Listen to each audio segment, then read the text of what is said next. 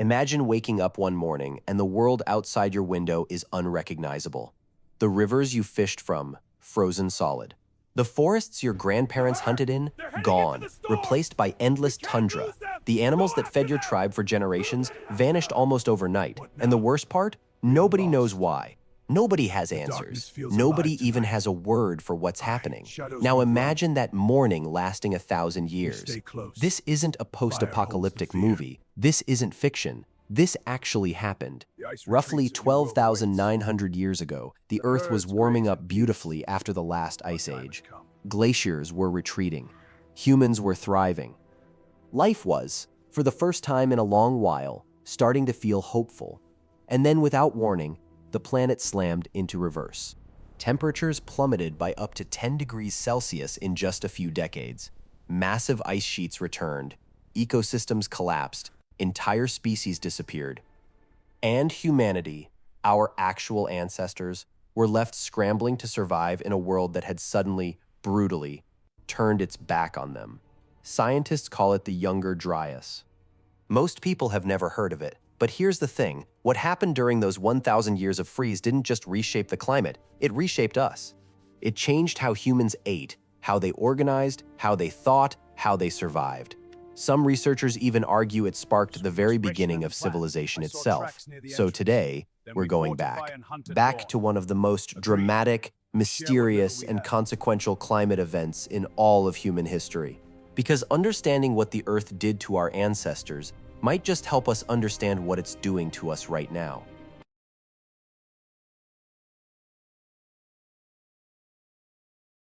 Let's go back, way back.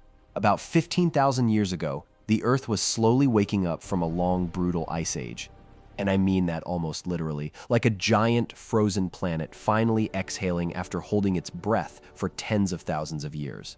The glaciers that had covered vast stretches of North America, Europe, and Asia were beginning to melt. Rivers were coming back to life. Coastlines were shifting as sea levels rose. And across the planet, ecosystems were rebooting. Forests creeping northward, grasslands expanding, flowers blooming in places that hadn't seen color in millennia. It was, by almost every measure, a world filling up with possibility. And humans? We were thriving. The people alive during this period, our direct ancestors, were not the primitive, confused cave dwellers that old movies love to show us. These were sharp, adaptive, deeply intelligent people. They had language. They had art. We know this because they left stunning paintings on cave walls that still exist today. They had complex social structures, spiritual beliefs, and sophisticated hunting techniques that let them take down animals 3 times the size of a modern bear. They were also moving constantly. Small bands of hunter-gatherers were spreading across continents, following the animals, following the seasons, following the warming land. Evidence suggests humans had already reached the Americas by this point, crossing land bridges, hugging coastlines, pushing into entirely new worlds. In the Middle East, in what we now call the Fertile Crescent, groups were beginning to settle near rivers and abundant wild grains, not farming yet, but noticing, observing, learning the patterns of the land. In Europe, the Magdalenian culture was producing some of the most remarkable art and tools of the ancient world. In East Asia, coastal communities were developing early fishing technologies. In Africa, populations were diversifying and spreading. The world was open. The world was warming. And for the first time in a very long time, it genuinely felt like things were heading somewhere good. And then everything stopped. Here's the part that scientists themselves still find almost hard to believe. It wasn't a slow decline. It wasn't a gradual cooling that played out over thousands of years, giving life a chance to adjust. The shift into the Younger Dryas was, in geological terms, almost instantaneous. We know this because of ice cores, long cylinders of ancient ice drilled out of places like Greenland, which act like a frozen diary of Earth's climate history. Layer by layer, year by year, these cores record temperature, atmospheric composition, even dust levels from ancient storms. And what they show for the start of the Younger Dryas is extraordinary. Within just a few decades, some estimates suggest as little as 10 years, average temperatures in the North Atlantic region dropped by somewhere between 8 and 15 degrees Celsius. To give you a sense of what that means, The difference in average temperature between today's climate and the depths of the last ice age is roughly 6 degrees Celsius. The Younger Dryas in some regions hit harder than that, in a fraction of the time. The glaciers that had been retreating, they surged back. Ice sheets expanded. The tundra reclaimed land that had just begun to green. In North America, a massive glacier called the Laurentide ice sheet, which had been slowly dying, essentially got a second wind, pushing southward again across what is now Canada and the northern United States. Monsoon systems weakened. The Middle East dried out. Vegetation zones collapsed. The lush corridors that animals and humans had been using to migrate, gone almost overnight. For the people living through it, there would have been no scientific framework to understand what was happening, just the cold, coming harder every winter, summers that barely warmed. Animals disappearing, plants dying back, rivers freezing that had never frozen before, just a world that had, without any warning, decided to turn hostile. So what actually caused it? This is where it gets genuinely fascinating and a little controversial. The most widely accepted explanation centers on something called the Atlantic Meridional Overturning Circulation, or AMOC for short. Think of it as the ocean's conveyor belt. Warm water from the tropics flows northward along the surface of the Atlantic, releasing heat into the atmosphere and keeping places like Europe remarkably mild for their latitude. Then that water cools, becomes denser, sinks to the ocean floor, and flows back south in the deep ocean. It's an elegant, powerful system, and it's extremely sensitive to one thing: fresh water.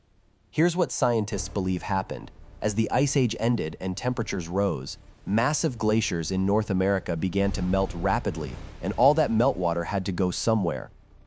The leading theory is that a giant glacial lake called Lake Agassiz, which at its peak was larger than all of today's Great Lakes combined, catastrophically drained. Billions of gallons of cold, fresh water flooded into the North Atlantic. Fresh water doesn't sink the way salty ocean water does. So when it poured into the Atlantic, it essentially jammed the conveyor belt, the warm current that kept the northern hemisphere mild ground, to a halt. And without that heat pump, temperatures crashed. But there's another theory, a more dramatic one. A growing number of researchers, and this is still hotly debated, point to evidence of a cosmic impact event around 12,900 years ago. Microscopic diamonds, shocked quartz, platinum anomalies, nanoscale metallic spherules. All of these have been found in a geological layer that corresponds almost exactly to the start of the Younger Dryas, at sites across North America, Europe, and the Middle East. The hypothesis, called the Younger Dryas impact hypothesis, suggests that a fragmented comet or asteroid struck or exploded over the ice sheets, triggering massive wildfires, throwing debris into the atmosphere, and causing the kind of rapid cooling that no ocean current disruption alone could fully explain. It would also explain the sudden extinction of dozens of large animal species at this time: the woolly mammoth, the mastodon, the giant ground sloth. The mainstream scientific community remains cautious. The debate is fierce, but the evidence keeps growing. What we know for certain is this: something happened 12,900 years ago that was powerful enough to reverse the warming of an entire planet, and do it fast enough to catch every living thing on Earth completely off guard, including us. Put yourself in their shoes for a moment, not metaphorically, actually try to imagine it. You're living in a small group, maybe 30, 40 people. Your entire world is the land around you, the river you drink from, the forest you hunt in, the valley where your group has camped for 3 generations. You know this land. You are this land in a way. Every hill, every animal trail, every seasonal pattern is stored in your memory like a map drawn in your bones. And then one winter, the animals don't come back. The next spring, the plants are late, smaller, fewer. The summer is short and cold. You tell yourself it's just a bad year. Every group has bad years. You adapt, you ration, you move a little further than usual to find game, but the next year is worse, and the year after that, worse still. This is what the beginning of the Younger Dryas would have felt like to the people living through it. Not a dramatic, cinematic catastrophe, at least not at first, just a slow, creeping wrongness. A world that was subtly but unmistakably breaking its promises. The archaeological record tells us what came next: movement. Across the globe, we see signs of human populations shifting, abandoning regions they had occupied for centuries, compressing into smaller, more viable areas near remaining food sources. In Europe, groups that had spread across the continent began retreating southward toward the Mediterranean and Iberian Peninsula, where conditions remained slightly more livable. In the Middle East, the lush landscape that had been encouraging early semi-settlement began to dry and cool, forcing communities that had been experimenting with a more settled lifestyle to pack up and move again. In North America, the picture is even more stark. The Clovis people, some of the earliest confirmed inhabitants of the Americas, named after a distinctive style of spear point found across the continent, essentially vanish from the archaeological record right at the Younger Dryas boundary. Whether they died out, migrated, or simply adapted so drastically that we no longer recognize their cultural signature is still debated, but they disappear. And so do many of the animals they hunted. The megafauna, the giant creatures that had dominated these landscapes for thousands of years, were collapsing. Woolly mammoths, American mastodons, giant ground sloths, short-faced bears the size of small cars, cave lions. These were not just impressive animals, they were food, they were resources.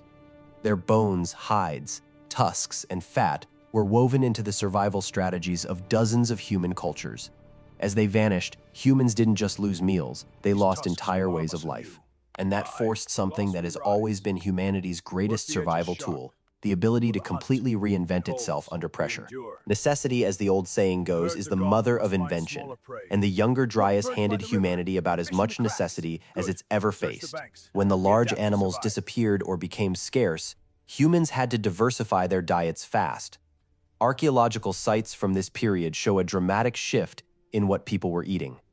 Fewer large mammal bones, more small animals, rabbits, birds, fish, more plant remains, seeds, tubers, wild grains, more shellfish along coastlines. This might sound like a simple dietary adjustment, but it was actually a profound technological revolution. Hunting a mammoth required one set of tools, big, heavy, designed for power and penetration. Catching fish, trapping rabbits, and harvesting wild grains required something completely different. Smaller, more precise tools, nets, traps, grinding stones, needles for stitching together tighter, more effective cold weather clothing. And this is exactly what we see in the archaeological record from the Younger Dryas period. A sudden explosion in tool diversity and sophistication. The late Paleolithic and early Epipaleolithic toolkits become remarkably varied.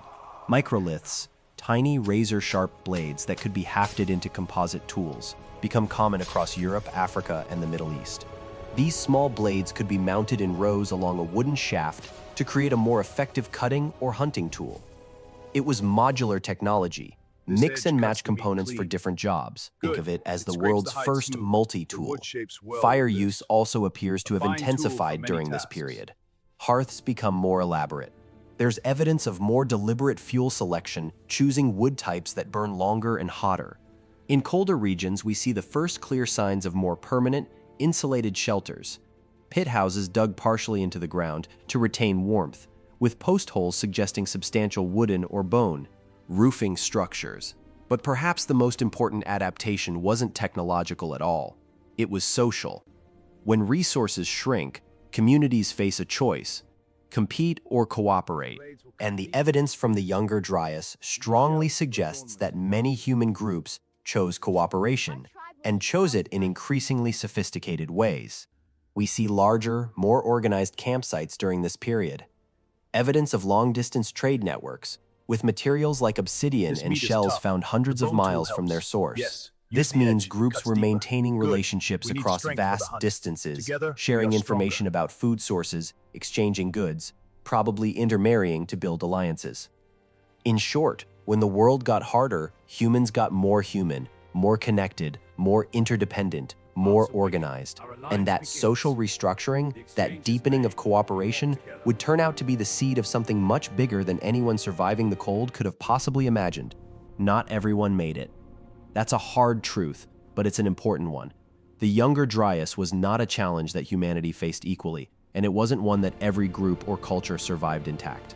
In Siberia and the far north of Asia, populations that had been expanding along the edges of the receding ice sheets were essentially pushed back. The land bridge connecting Asia and North America, already narrowing as sea levels had risen during the post-Ice Age warming, may have become even less passable as conditions deteriorated. Human movement through these extreme northern corridors likely slowed dramatically. In Australia, which had already been inhabited for tens of thousands of years, the Younger Dryas brought intensified drought to an already dry continent. Aboriginal populations, showing remarkable adaptability, appear to have responded by developing even more sophisticated knowledge systems around water location and seasonal resource management. The deep ecological knowledge that Indigenous Australians are renowned for, the ability to read landscape, weather, and animal behavior with extraordinary precision, may have been sharpened in part by exactly this kind of existential pressure. In Africa, south of the Sahara, the story is more complex. Some regions became colder and drier. Others, interestingly, may have experienced increased rainfall as global atmospheric circulation patterns shifted. Human populations in sub-Saharan Africa, already showing remarkable cultural and technological diversity, appear to have weathered the Younger Dryas relatively well compared to their counterparts in the northern latitudes. Some researchers believe this is partly why Africa remained a crucible of human cultural innovation throughout this period. In the Middle East, and this is where the story gets truly extraordinary, a specific group of people called the Natufians were doing something unprecedented. Before the Younger Dryas, the Natufians had been living in semi-permanent villages in the Levant, taking advantage of the region's abundant wild grains and game. They had grinding stones. They had storage pits. They had cemeteries, meaning they were attached enough to specific locations to bury their dead there and return. They were in many ways almost farmers, almost settlers. And then the Younger Dryas hit. The region cooled and dried, the wild grain harvests shrank, the game thinned out. Some Natufian communities abandoned their villages and returned to a fully nomadic lifestyle, but others, and this is the remarkable part, stayed. And in staying, in being forced to coax food from a landscape that was no longer naturally generous, they began doing something that would change the entire human story. They began, deliberately and systematically, to plant. Here's something that doesn't get talked about enough. The Younger Dryas didn't just begin suddenly. It ended suddenly too. After roughly 1,000 years of brutal, relentless cold, after a millennium of collapsed ecosystems, vanished megafauna, desperate migrations, and human communities pushed to the absolute edge of survival, the freeze ended in a way that is, frankly, just as mind-bending as how it started. The ice cores tell the story with almost uncomfortable clarity. Around 11,700 years ago, temperatures in the Greenland region shot upward by approximately 10 degrees Celsius. Not over centuries, not even over decades. Some of the data suggests the most dramatic warming happened within just a few years, maybe less. In geological terms, that is not a transition, that is a switch being flipped. Snow accumulation rates in Greenland doubled almost overnight. The great ice sheets that had surged back during the Younger Dryas began retreating again, this time for good. Sea levels rose. Rivers flooded with meltwater. The landscapes that had been locked under permafrost and tundra for 1,000 years began to thaw, slowly at first, then with gathering momentum. Forests crept northward again, grasslands returned. The monsoon systems that had weakened during the cold period reactivated, bringing rain back to regions that had been drying out for centuries. The Middle East, which had become increasingly arid during the Younger Dryas, began to green again. The Fertile Crescent, that arc of land stretching from modern-day Iraq through Syria, Lebanon, Jordan, and Israel, became once again extraordinarily productive. But here's the thing. The world that emerged from the Younger Dryas was not the same world that had gone into it. The megafauna were gone, or nearly so. The woolly mammoth would linger in isolated pockets for a few more thousand years, but its reign was effectively over.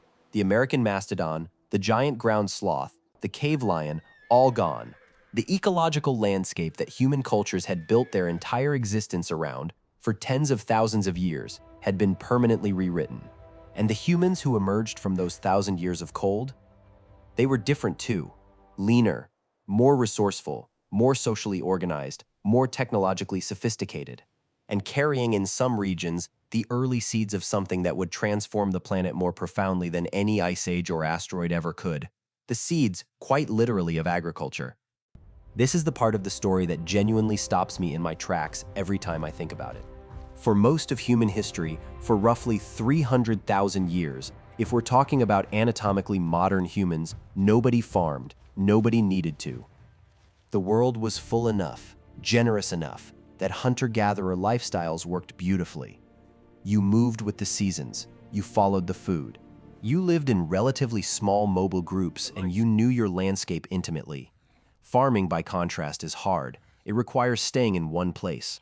It requires back-breaking physical labor, clearing land, preparing soil, planting, weeding, protecting crops from animals and weather, harvesting, storing. It requires planning seasons ahead. It introduces new diseases from living in close contact with domesticated animals. Early farming communities were actually, on average, less healthy than their hunter-gatherer predecessors, shorter, more prone to nutritional deficiencies, more vulnerable to epidemics. So why did anyone bother? For a long time, the standard explanation was that agriculture was simply invented, that humans got smart enough or creative enough to figure out that planting seeds produced food, and then everything changed, a kind of light bulb moment for our species. But that explanation has always had a problem. Humans were plenty smart long before agriculture appeared. The cognitive capacity was there. The observation skills were there. Hunter-gatherers understood plant reproduction. They had to survive. So why did agriculture only emerge around 11,500 to 12,000 years ago? Why not earlier? Why not in multiple places simultaneously throughout human prehistory? The Younger Dryas offers a compelling answer. Think about what happened to the Natufians, those semi-settled communities in the Levant we talked about in the last chapter. Before the Younger Dryas, they had it relatively good. Wild grain was abundant enough that they could stay in one place, harvest it seasonally, and live well without formally planting anything. They were at the threshold of agriculture, but hadn't crossed it because they didn't need to. Then the Younger Dryas hit. The wild harvest shrank. The game disappeared. The communities that stayed in place, rather than abandoning their villages, were forced to intervene in plant growth more actively, to protect patches of wild grain, to replant, to selectively keep the seeds of the most productive plants for next season. That is farming. That is exactly what farming is at its most fundamental level. And when the Younger Dryas ended and the climate warmed again, these communities didn't abandon what they had learned. They expanded it, they refined it, they carried it forward into a warmer, wetter, more productive world. And suddenly, deliberate cultivation exploded. By around 10,000 years ago, just a few centuries after the Younger Dryas ended, we have clear archaeological evidence of domesticated wheat, barley, lentils, and peas in the Fertile Crescent. Shortly after, domesticated animals, goats, sheep, cattle, pigs, and then, independently, similar agricultural revolutions began appearing in China, in Mesoamerica, in sub-Saharan Africa, in New Guinea, all within a remarkably narrow window of time. All right, after the Younger Dryas ended, coincidence? A growing number of archaeologists and climate scientists don't think so. The theory, sometimes called the oasis theory, or the stress response model of agricultural origins, suggests that the Younger Dryas essentially forced the invention of farming. That without that 1,000 years of cold, of scarcity, of desperate adaptation, humanity might have continued as hunter-gatherers for thousands of years longer. In other words, the catastrophe didn't set us back. It pushed us forward into civilization itself. So what does any of this mean for us, right now, today? Because here's the thing about history.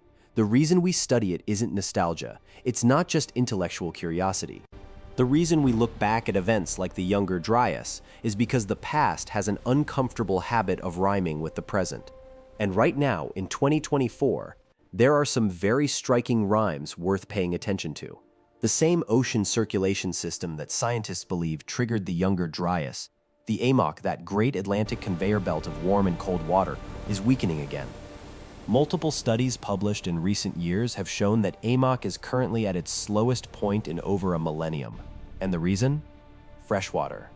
Melting ice sheets in Greenland pouring cold, fresh water into the North Atlantic, disrupting the salinity balance that keeps the circulation running. Sound familiar? Now, to be clear, scientists are not saying we are about to experience another Younger Dryas. The dynamics are different. The timescales involved in current climate projections are different.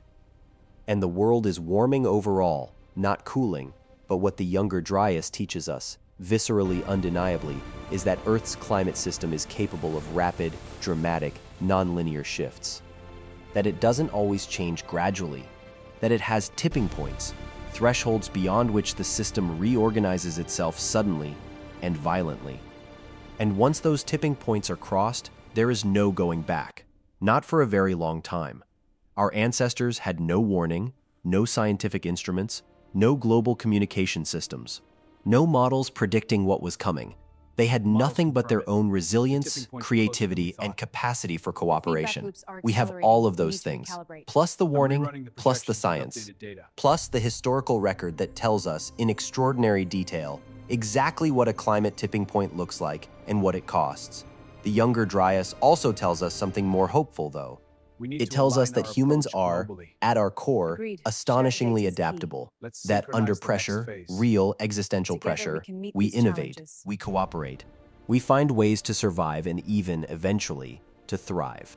The very civilization you and I are part of right now, the cities, the agriculture, the complex societies, all of it may have been forged, at least in part, in the crucible of that 1,000-year freeze. Catastrophe shaped us, hardship built us, the cold made us reach for each other. That's not a reason to be complacent about the challenges ahead. If anything, it's a reason to take them more seriously, because we know the cost of being caught unprepared. We know what it looks like when the world changes faster than people can adapt. But it is perhaps a reason for a certain kind of hard-won hope. We've been here before. Not us personally, but us, humanity, our line. The stubborn, creative, cooperative species that looked at 1,000 years of ice and cold and scarcity and somehow came out the other side planting seeds. The Younger Dryas is not a footnote in history. It is not a distant, irrelevant blip on a geological timeline that has nothing to do with your life. It is, in a very real sense, part of the reason your life exists the way it does. The food you eat, the cities you live in, the complex civilizations you were born into. All of it traces a line, however winding, back to that 1,000-year freeze. Back to the communities that refused to give up. Back to the human beings who, with no warning and no roadmap, looked at a collapsing world and started figuring out how to plant seeds in the ruins. That's who we come from, and I think that matters, especially right now, when the conversations about climate, about environmental change, about the future of our planet can sometimes feel so overwhelming that it's tempting to just look away. The Younger Dryas reminds us that this planet has a long and dramatic history of sudden, violent change, and that life and humanity specifically has survived it, not without loss, not without suffering, not without entire ways of life disappearing forever, but survived, adapted, and in some extraordinary cases, accidentally built something better on the other side. We are the descendants of the people who made it through the freeze. That's not a small thing. So here's what I want to ask you. Not as a dramatic conclusion, but genuinely as something worth sitting with.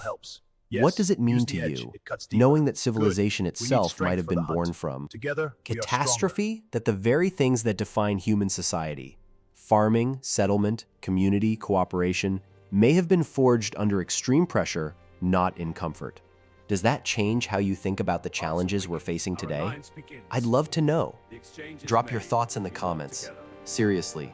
This is the kind of topic where the conversation in the comments is always more interesting than anything I could say in the video. Tell me what surprised you. Tell me what you already knew. Tell me what you think we should cover next. If this kind of deep dive into the hidden history of our world is something you're into, and clearly you are, because you made it all the way to the end of this one, which means you're exactly the kind of person this channel exists for, then hit that subscribe button, because we've got a lot more stories like this one. Stories about the moments that shaped humanity in ways most history books never bother to mention. The past is stranger, more dramatic, and more relevant than we're usually taught. And we're just getting started.